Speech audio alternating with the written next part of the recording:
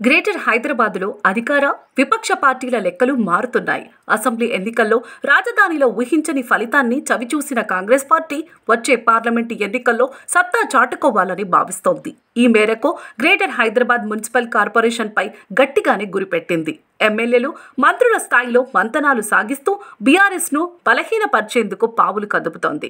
2020లో గ్రేటర్లోని 150 డివిజన్లకు జరిగిన ఎన్నికల్లో BRS 55, BJP 48, MIM 44 డివిజన్లలో గెలుపొందాయి. కానీ కాంగ్రెస్ మాత్రం ఏఎస్ రావు నగర్, ఉప్పల్, లింగోజిగూడ ఈ 3 చోట్ల మాత్రమే గెలిచింది. అందులో ఏఎస్ రావు నగర్ కార్పొరేటర్ బీఆర్ఎస్లోకి వెళ్లటంతో కాంగ్రెస్ కార్పొరేటర్ల సంఖ్య 2కు పడిపోయింది.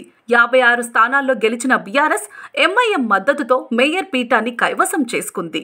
బల్దియా ఎన్నికల్లో కాంగ్రెస్ ఘోర పరాభవాన్ని అప్పటి పీసీసీ అధ్యక్షుడు ఉత్తమ్ కుమార్ రెడ్డి తన పదవికి రాజీనామా చేశారు. బల్దియాపై పూర్తి పట్టు కోల్పోయిన కాంగ్రెస్ ఇటీవల అసెంబ్లీ ఎన్నికల్లోనూ గ్రేటర్లో ఆశించిన విజయాన్ని దక్కించుకోలేకపోయింది. హైదరాబాద్, రంగారెడ్డి, మేడ్చల్ జిల్లాల్లో 29 స్థానాలకు 3 మాత్రమే కాంగ్రెస్ అభ్యర్థులు గెలిచారు. ఈ పరిణామాలతో లోక్సభ ఎన్నికల్లోపు గ్రేటర్లో పార్టీని బలోపేతం చేసుకోకపోతే 4 ఎంపీ స్థానాలపై ప్రభావం పడుతుందని కాంగ్రెస్ సీనియర్లు అంచనా వేశారు. అందుకే ముందస్తుగా బీఆర్ఎస్, బీజేపీ కార్పొరేటర్లను తమ పార్టీలోకి ఆహ్వానిస్తూ తలుపులు తెరిచారు. అసెంబ్లీ ఎన్నికలకు ముందు ఖైరతాబాద్, మాదాపూర్, హఫీజ్పేట, రహ్మత్ నగర్ డివిజన్ కార్పొరేటర్ల చేరికతో బల్దియాలో కాంగ్రెస్కు 6 సీట్లు పెరిగాయి.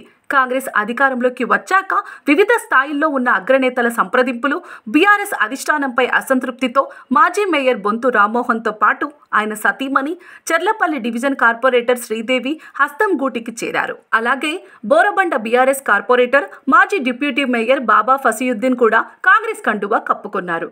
10 రోజుల వ్యవధిలోనే GHMC deputy mayor, Tarnaka corporator Mothe శ్రీలతతో పాటు బీఆర్ఎస్ కార్మిక విభాగం అధ్యక్షుడు శోభన్ రెడ్డి బీఆర్ఎస్కు రాజీనామా చేసి కాంగ్రెస్లో చేరారు. దీంతో గ్రేటర్లో బీఆర్ఎస్ తేనెతుట్టే మరోసారి కదిలినట్లయింది.